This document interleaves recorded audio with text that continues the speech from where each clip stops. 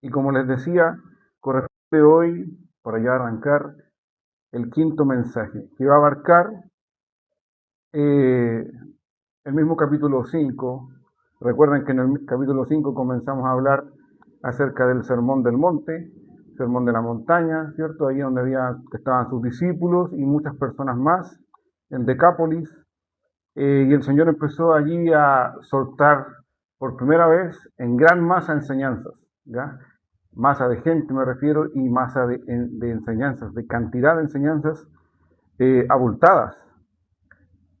Y bueno, no se sabe exactamente cuánto tiempo estuvo ahí o estuvieron ahí escuchándole, pero no fue causa de horas o de momentos, fueron o debieron haber sido varios días, ¿ya?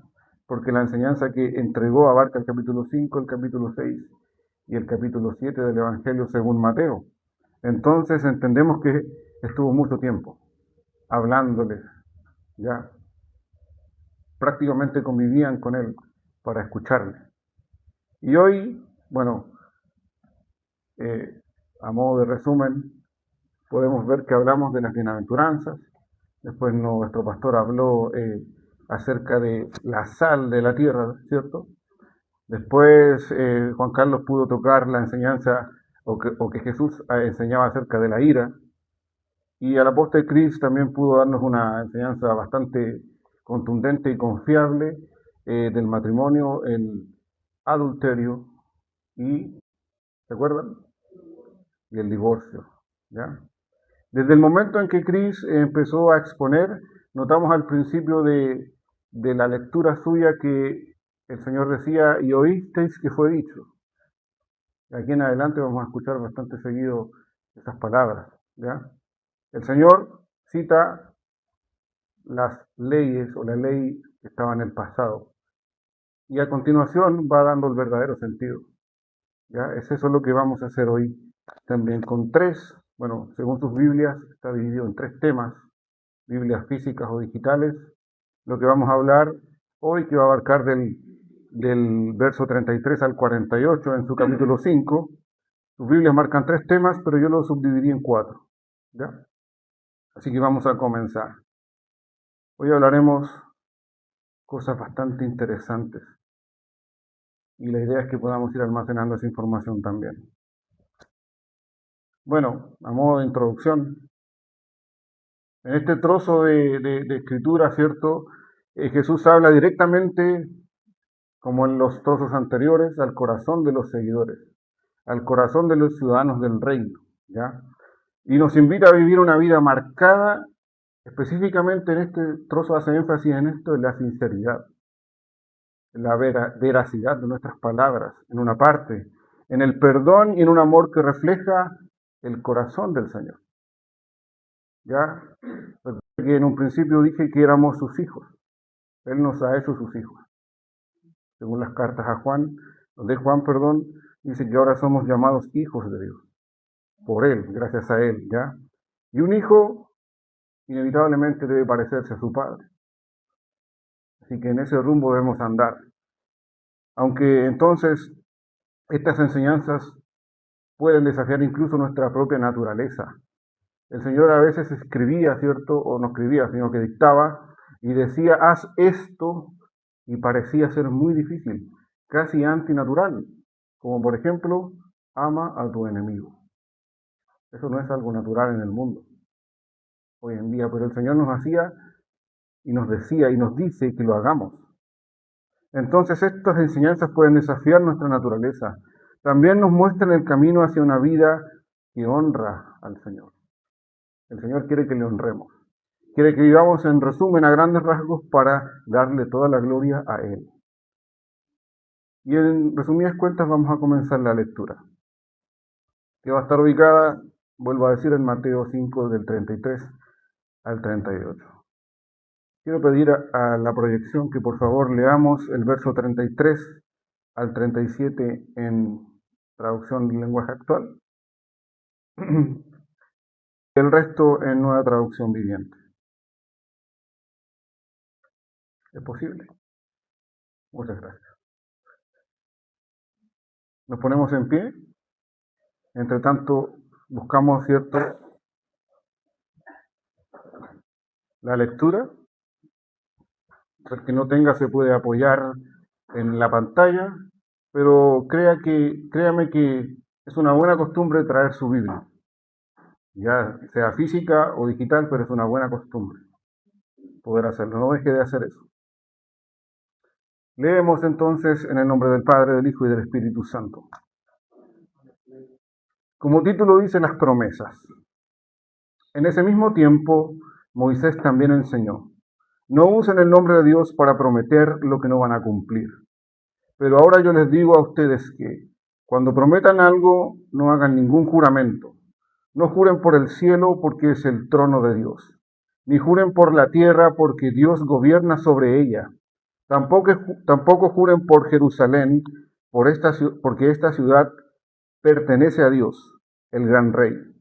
Nunca juren por su vida porque ustedes no son dueños de ella. Si van a hacer algo, digan que sí, y si no lo van a hacer, digan que no. Todo lo que digan de más viene del diablo. Nueva traducción viviente. Han oído la ley que dice que el castigo debe ser acorde a la gravedad del daño, ojo por ojo y diente por diente. Pero yo digo, no resistas a la persona mala. Si alguien te da una bofetada en la mejilla derecha, ofrécele también la otra mejilla. Si te demandan ante un tribunal y te quitan la camisa, dales también tu abrigo.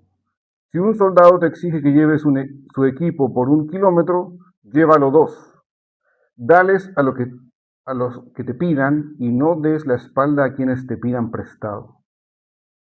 Han oído la ley que dice: ama a tu prójimo y odia a tu enemigo. Pero yo digo, ama a tus enemigos. Ora por los que te persiguen. De esa manera estarás actuando como verdadero hijo de tu Padre que está en el cielo.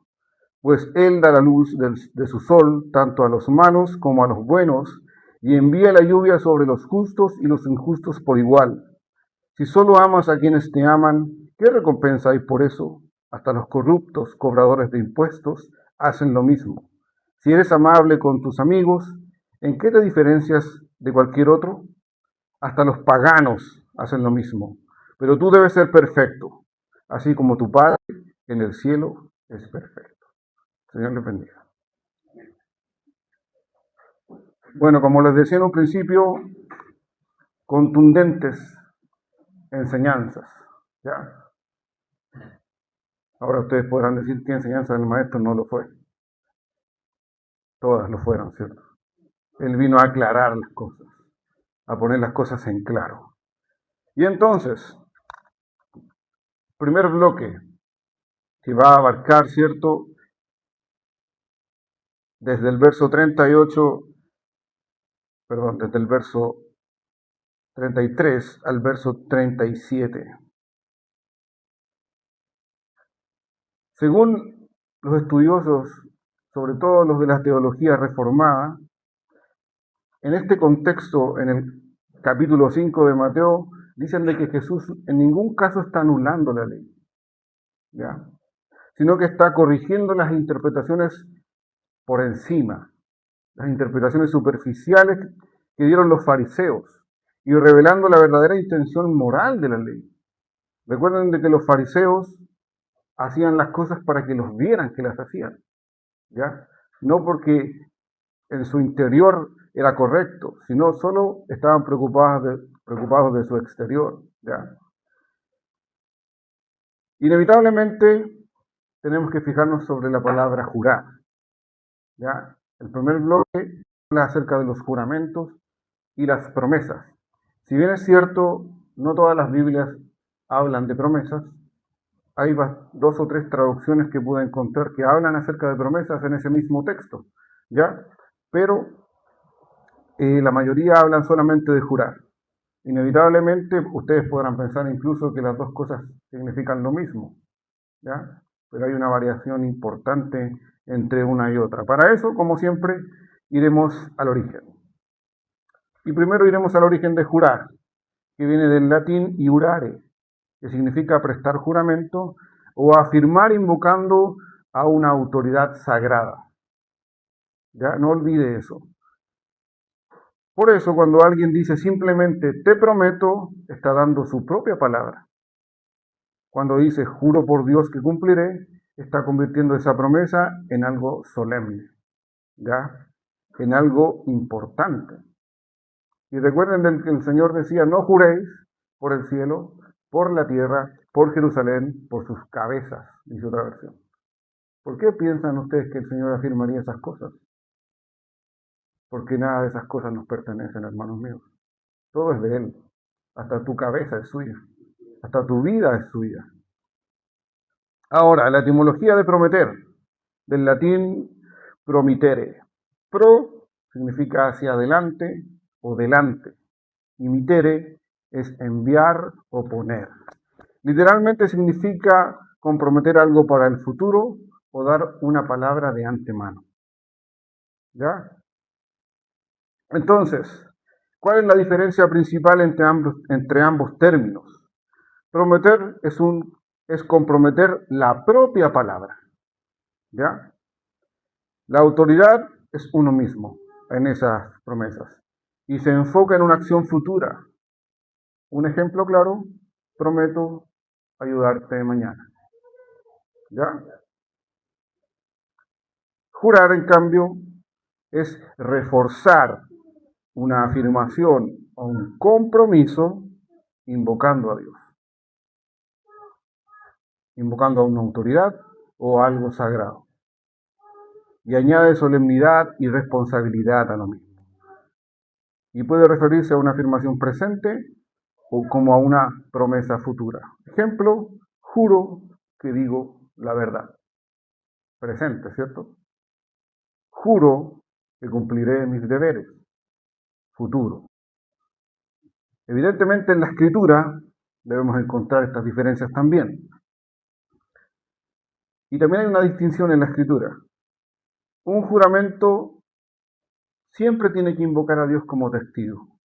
Vamos a ver un ejemplo ahí más adelante en la carta a los Hebreos capítulo 6, 16. Y una promesa es un compromiso que puede hacerse con o sin el juramento. Por ejemplo, Dios prometió bendecir a Abraham. ¿Qué le dijo Dios a Abraham? Cuando era Abraham. Todos conocemos la promesa, ¿cierto? Que lo iba a hacer padre de naciones, o mucha gente o mucha descendencia iba a partir a través de él. Entonces Dios prometió bendecir a Abraham y además juró para confirmar la certeza de esa promesa. Ya los que han leído el pasaje más adelante lo vamos a leer. Entonces podríamos entender que toda promesa es un compromiso, pero no toda promesa es un juramento. Lo tenemos más o menos claro, ¿cierto? Un juramento es una promesa o declaración reforzada mediante la invocación de una autoridad superior. ¿Quién vendría siendo nuestra autoridad superior? Dios mismo, ¿cierto? En sus tres personas. Por eso, cuando alguien simplemente te dice, te prometo, está dando su palabra. Cuando dice, juro por Dios que cumpliré, está convirtiendo esa promesa en algo solemne. ¿Ya? Y no olvidemos nunca lo que decía el pasaje. El Señor dice, mas yo te digo, no jures, porque era el primero, ¿lo recuerdan? Habían 4, ¿ya? Pero en resumidas cuentas, no juremos por cosas que no nos pertenecen encima, ¿cierto? Más encima.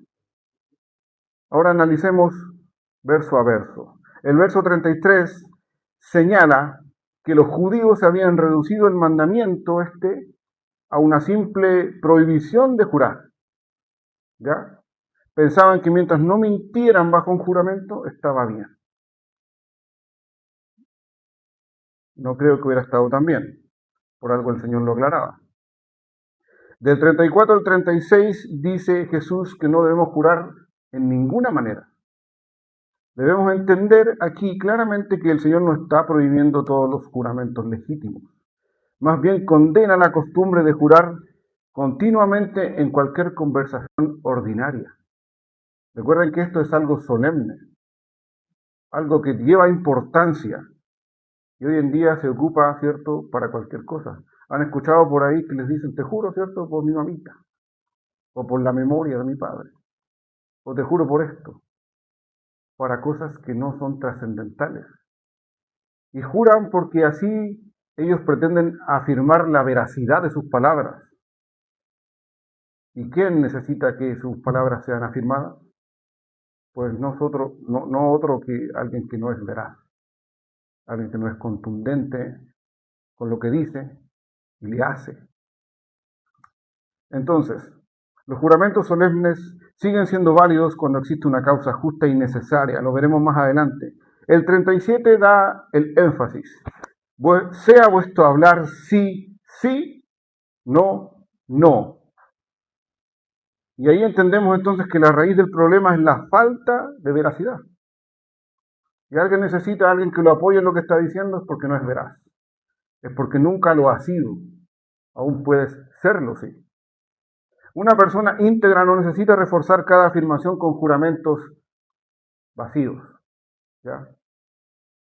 El abuso de los juramentos surge de la corrupción humana, viene del diablo, dice el texto. Entonces Jesús condena estos juramentos engañosos. Y estos juramentos engañosos solían abundar de la boca de los líderes de ese momento, de los fariseos y todos los escribas que estaban ahí en eminencia. Ahora, la interpretación reformada, de esto me apoyé, la interpretación reformada clásica,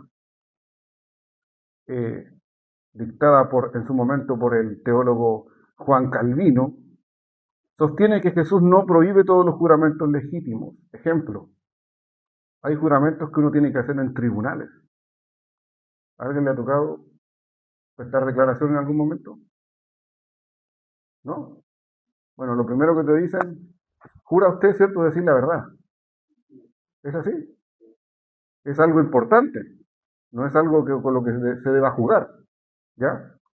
El presidente de los Estados Unidos, cuando toma el cargo, pone la mano sobre la Biblia y dice, juro, tanto, tanto, tanto. ¿Ya? Las personas que a lo mejor en algún momento formaron parte de las Fuerzas Armadas tuvieron que hacer un juramento. Juro por Dios y por esta bandera. Tanto, tanto, tanto, tanto.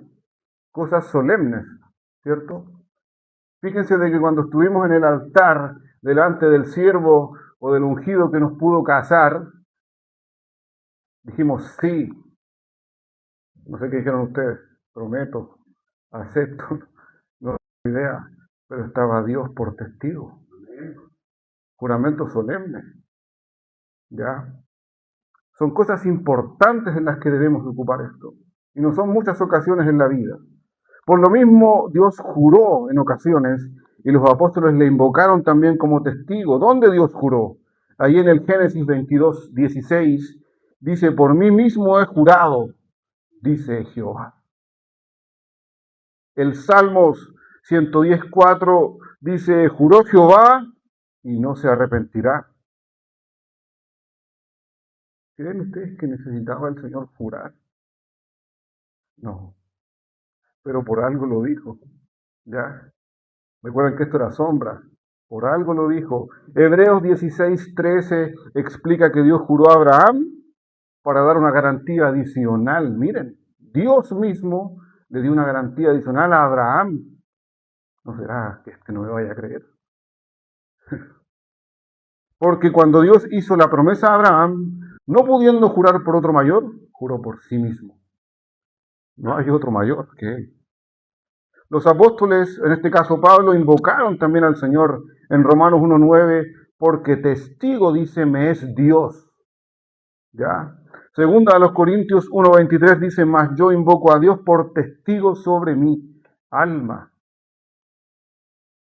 Gálatas 1:20, en esto que os escribo, he aquí delante de Dios que no miento. ¿Se dan cuenta? Entonces, estas fórmulas no pueden ser simples muletillas. Son apelaciones solemnes a un Dios que es garante, que nos ofrece toda garantía. ¿Nos ha prometido cosas el Señor? Las ha prometido. Él cuando ascendió al cielo hizo una promesa magnífica, que volvería. De esa misma forma a buscar a su iglesia. Entonces, ¿cómo debemos entender este versículo 34? Debemos atenderlo de esta forma. Dios mismo estaría haciendo algo incorrecto al jurar. ¿Ya? Los juramentos legales presentes en la Escritura entonces quedarían inválidos si no se pudiera hacer. Esto concluye que Jesús está corrigiendo el abuso excesivo de los juramentos en la vida cotidiana. Que tu sí sea sí, que tu no sea no. Hermano, ¿puedes hacer esto? Que se puede sentir mal el hermano. ¿Ya? No, no puedo hacerlo. No debo hacerlo. O sí, no quizás. Podemos levantar falsas esperanzas, ¿cierto?, en alguien. El punto de Jesús sería en este caso entonces, no recurran constantemente a juramentos para respaldar sus palabras. ¿Por qué? Porque las palabras, los hechos, los dichos de los ciudadanos del reino tienen que ser firmes, tienen que ser válidos y claros. Y eso se validan ¿cómo? Con su vida. Es la única forma de hacer veraz tu palabra. Las palabras solamente son palabras. Lo que reafirma tus palabras es tu vida, cómo vives a diario, cómo te comportas a diario. Que tu sí sea sí, que tu no sea no. Recuerden que el verso 48 al final de todo dice que debemos ser perfectos, tal y cual nuestro Padre que está en el cielo es perfecto. Miren, ¿conocen o han leído alguna vez o seguramente han escuchado hablar solamente de la Confesión de Fe de Westminster? Este es un documento bastante nutritivo acerca de la Escritura, en el cual se basa la doctrina de muchas iglesias. ¿Ya?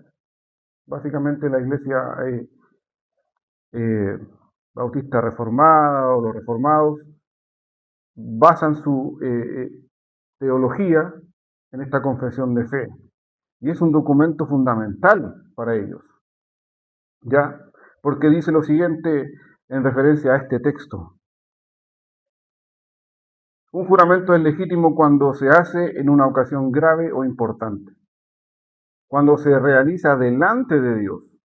Nosotros los ciudadanos del reino, los hijos de Dios, debemos entender que no podemos tomar su nombre para cualquier cosa.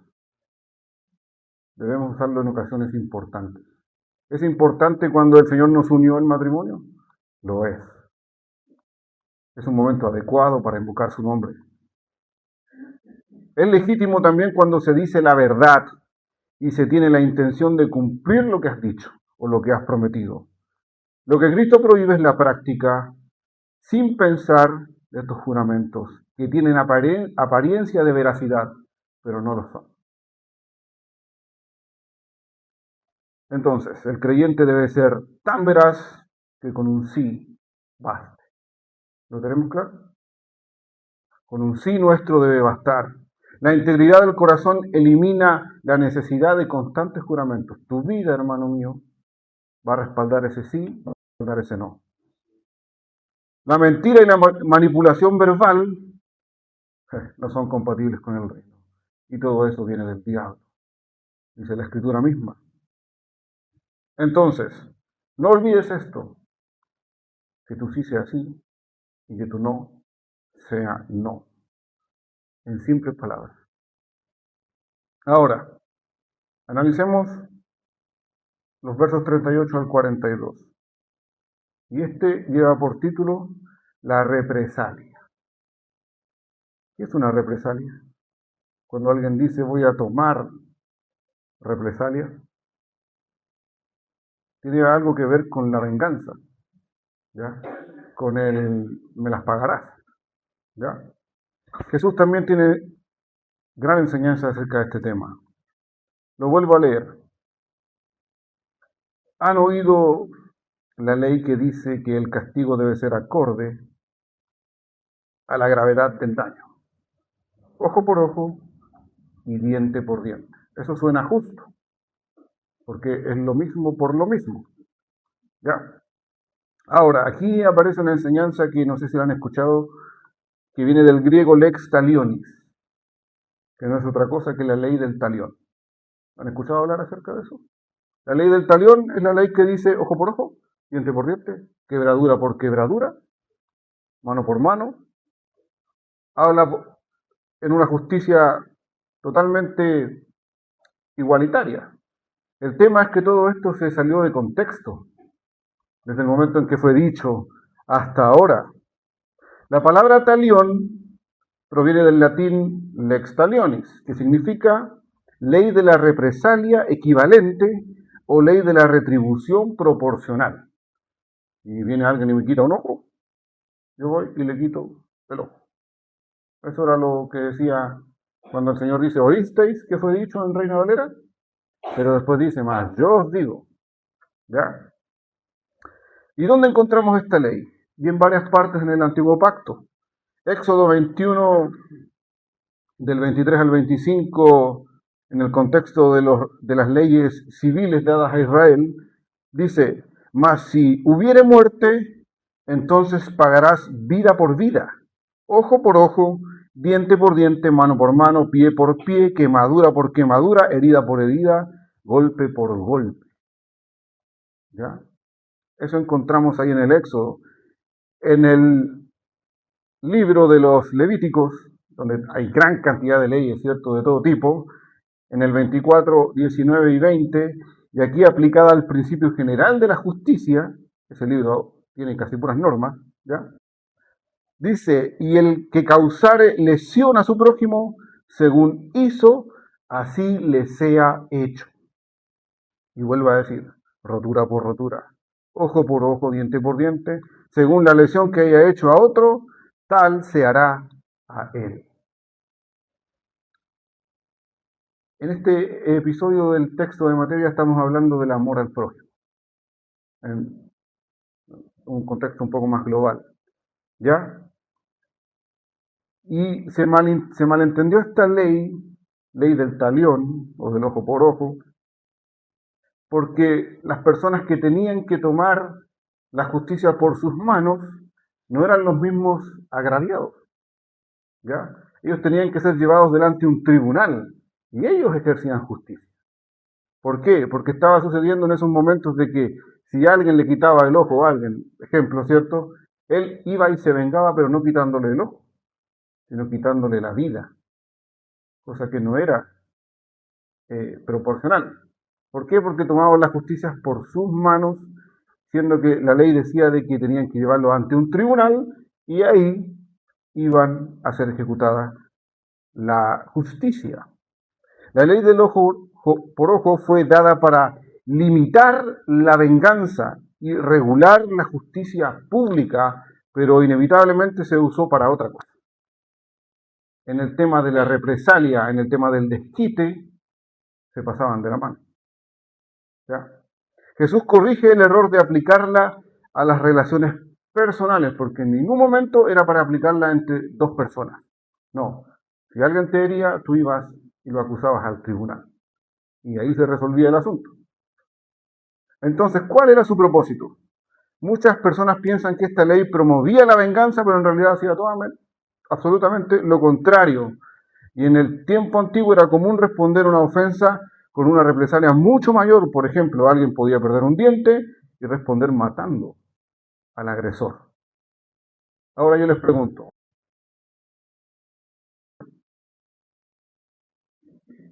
me parece que sí. Los que ven más noticias, ¿cierto? Hombre fue asesinado por billete de 1.000 pesos, ¿ya?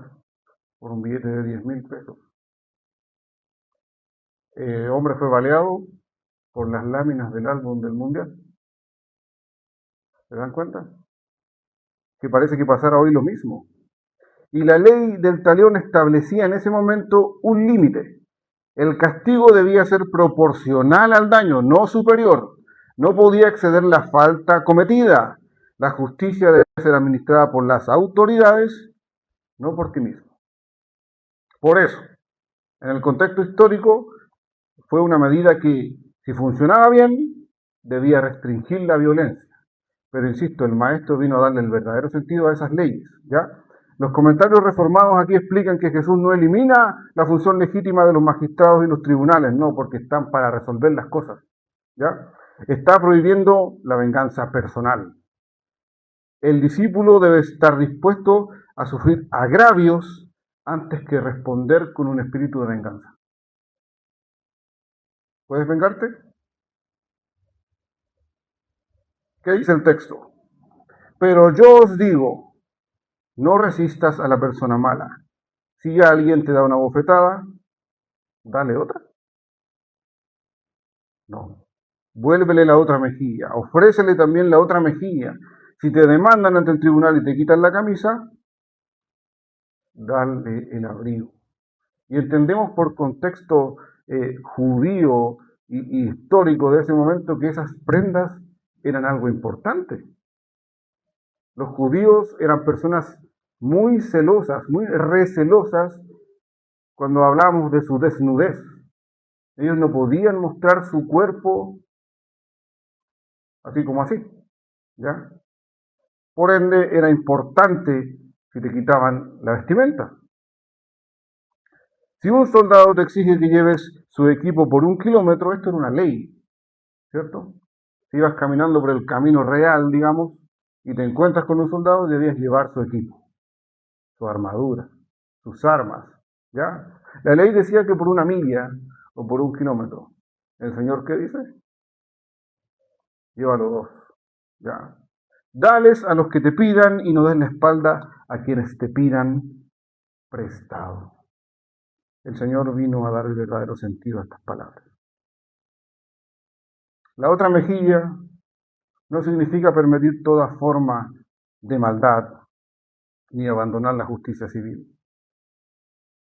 Significa esto, renunciar al deseo pecaminoso que hay en nosotros de vengarnos. ¿Ya? ¿Han escuchado decir, este me la hizo, este me la paga? Eso no debe salir de la boca de un cristiano, ni de un hijo de Dios, ¿ya? El Señor nos está diciendo que todo deseo de venganza no debe estar en nosotros, debe salir de nosotros, ¿ya? Eso dice cuando dice que debemos entregar la capa, cuando debemos poner la otra mejilla, cuando debemos prestar lo que se nos solicita. Punto 3. Y este es el más complicado a lo mejor de los 3.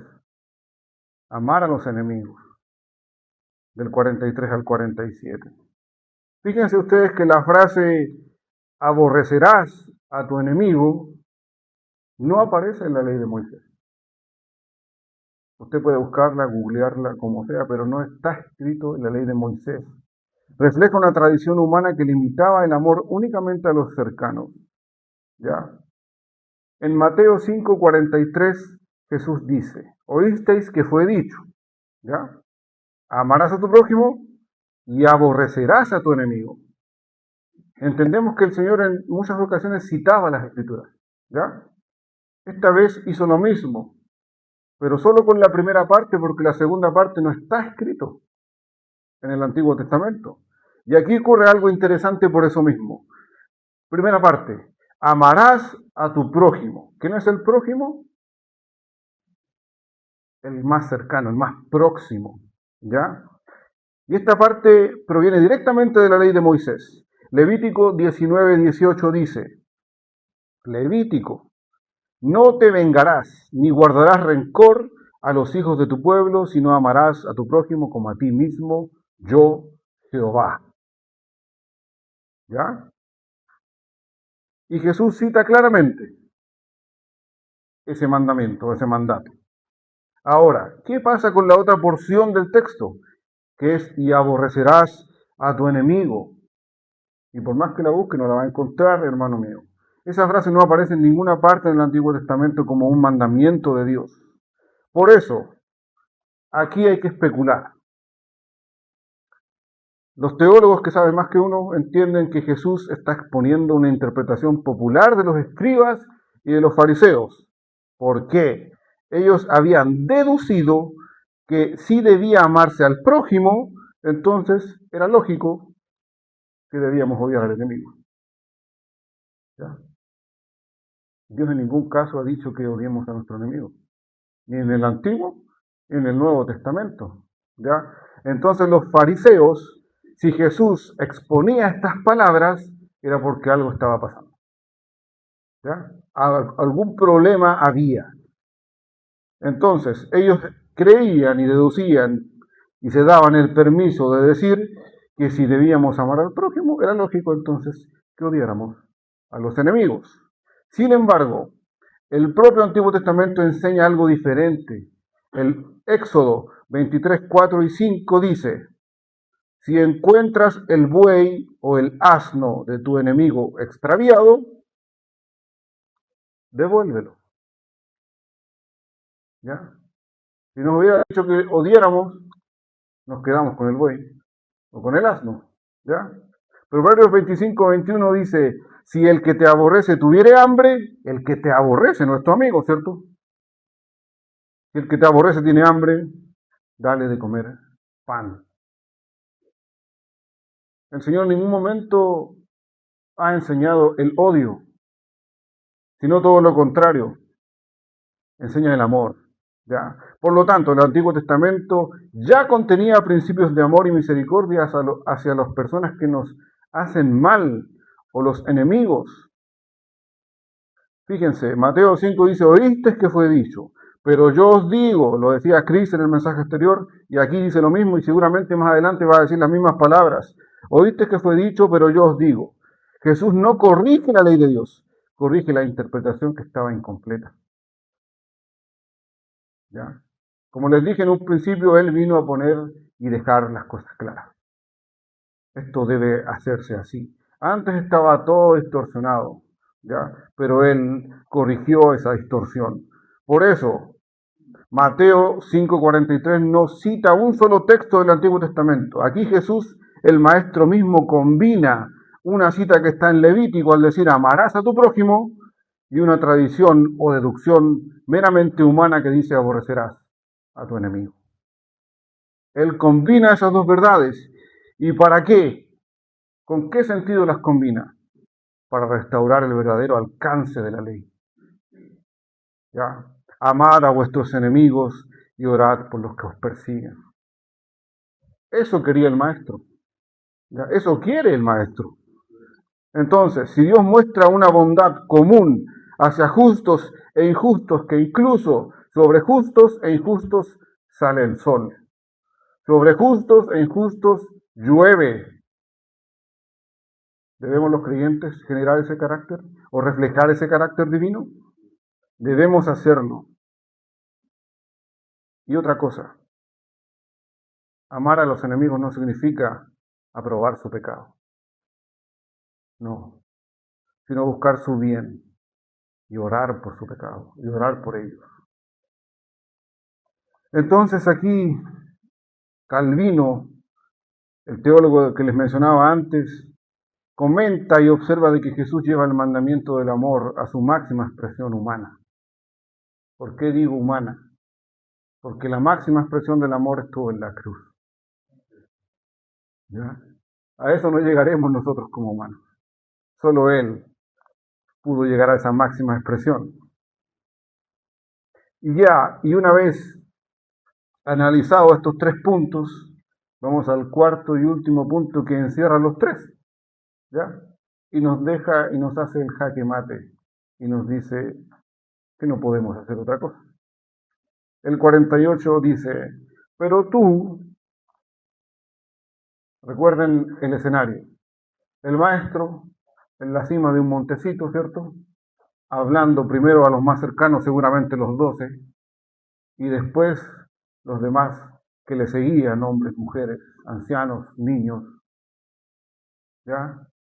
Dice esto, pero tú, y recuerde lo que dije en el mensaje pasado, la escritura, hermano mío,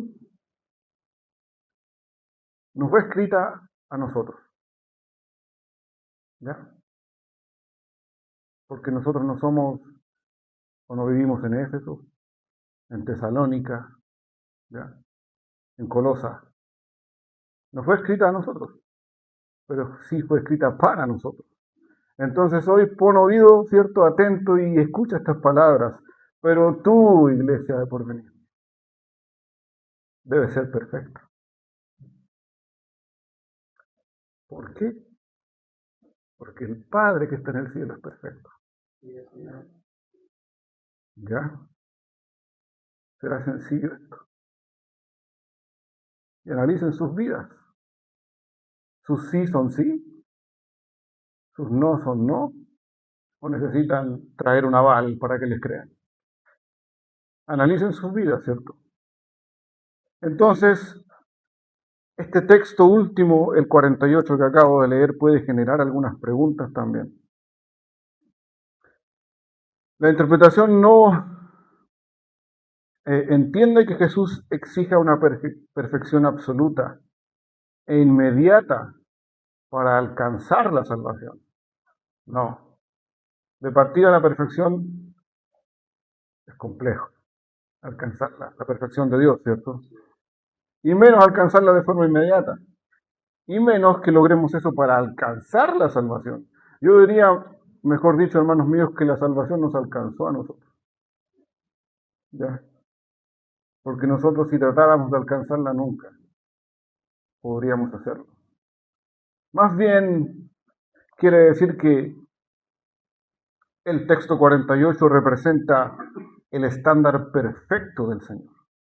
Nos está diciendo exclusivamente que Dios, nuestro Padre, es perfecto. Y llama también al creyente a una madurez integral, ¿ya? Que seamos íntegros. ¿Qué significa ser íntegro? Completos, balanceados, ¿cierto? Que cuando usted echa los ingredientes en una batidora ahí en la masa, todo quede homogéneo, no quede segregado, todo quede íntegro, bien mezclado. Pero no solo debemos ser íntegros, sino que nuestra madurez debe ir en crecimiento día tras día. Esto no se hace así, no. Esto es un camino paulatino, ¿cierto? También muestra la necesidad inevitable de la gracia y de la justicia de Cristo. Recibimos su gracia y gracias, Señor, por eso. ¿Ya? Recibimos su justicia y gracias también, Señor, por su justicia. Recuerden de que el justo pagó por los injustos. Nada merecía, ¿ya? Pero gracias a Él podemos optar a este regalo. La perfección aquí se relaciona con reflejar el carácter del Padre. Insisto, somos hijos de Dios y debemos parecernos a nuestro Padre. Hermano, esfuércese por eso. ¿Ya? Eso parte de una sola forma, reconociendo que somos faltos, reconociendo que somos pecadores y aprendiendo acerca de Él. Cómo Él actúa, cómo Él piensa. Nunca lo comprenderemos a cabalidad, pero sí podemos igualmente aprender de Él. Resumen entonces del pasaje en Mateo 5, 33 al 48. Que no debemos olvidar que son enseñanzas para el ciudadano del reino, para el Hijo de Dios. ¿Ya? 4 puntos. 1. Habla con absoluta verdad o veracidad. No debe haber sombra de variación en eso. 2. Renuncia a la venganza personal. Yo pagaré, dice el Señor. No tú. Yo pagaré. 3. Incluso ama a tu enemigo. Si a tu enemigo se le pierde el buey, devuélveselo, ¿cierto?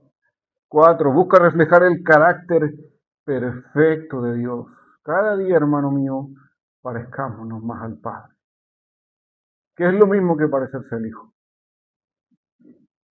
Si usted encuentra difícil parecerse al Padre allí sentado en su trono, ya, entonces vaya a la persona de Jesús. Ya, Él vino y se vació sobre un recipiente humano para dejar claras estas cosas y para enseñarnos. Es lo más parecido al humano que podemos ver como referente. Siendo Dios mismo, también era hombre. cosa que también somos nosotros, hombres y mujeres, y del cual también de él debemos sacar enseñanza. Miren, los hermanos reformados, y los nombro tanto porque creo que también lo somos en cierto punto, ¿ya? Suelen ver este texto como una descripción de la vida que produce la gracia de Dios en el creyente. La gracia sí o sí debe generar cambios en el creyente.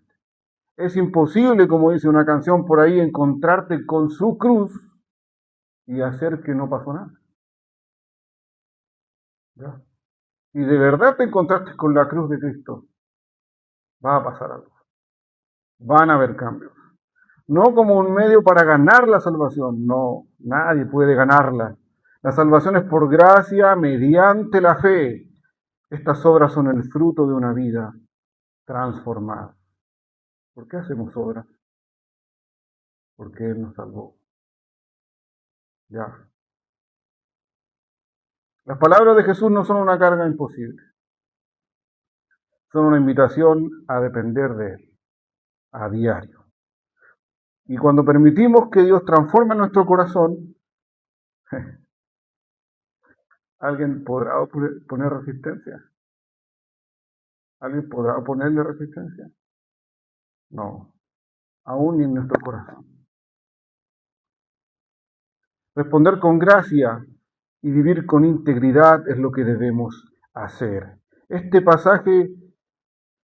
pasaje no sea solo la enseñanza que admiremos, sino una verdad que debe vivir a diario en nosotros. Hermano, no lo olvide, veracidad, el parecerse cada día más al Padre. El Señor vino, y no crean que vino a pasear, no, Él vino a darle el verdadero sentido a la Escritura. ¿Ya? Y siéntase usted afortunado porque no todos gustan de esto, no todos pueden acceder a esto, no todos entienden las enseñanzas del Maestro. ¿Ya? Y si usted está aquí hoy y ha logrado entender la enseñanza del Maestro, es por algo. ¿Qué piensan ustedes o cuál piensan ustedes que es el propósito de Dios para con usted o para con nosotros? ¿Cuál será? ¿Tendrá el Señor un propósito particular para cada uno de nosotros? Yo quiero que este sea el mejor en esto, yo quiero que este sea el mejor acá, yo quiero que este sea un gran, no sé, pastor, un gran evangelista, un gran profesor, maestro. ¿Piensan ustedes que ese es el propósito del Señor para nosotros? No. ¿El 48 qué decía? Sed pues vosotros perfectos, así como tu Padre que está en el cielo. El Señor quiere que cada día nos parezcamos más a Él. Que cada día el yo muera. ¿Han escuchado una frase de uno de estos predicadores que escuchamos nosotros que dice, fui a las aguas del bautismo, ¿cierto? Y murió el viejo hombre, pero descubrí que éste sabía nadar. ¿Lo han escuchado? Y tengo que matarlo cada día. Cada día debemos quitar el viejo hombre para que Jesús viva en nosotros. Cada día debemos menguar para que Él crezca en nosotros. El Señor les bendiga, hermanos. Glorifiquemos a Dios por el mensaje.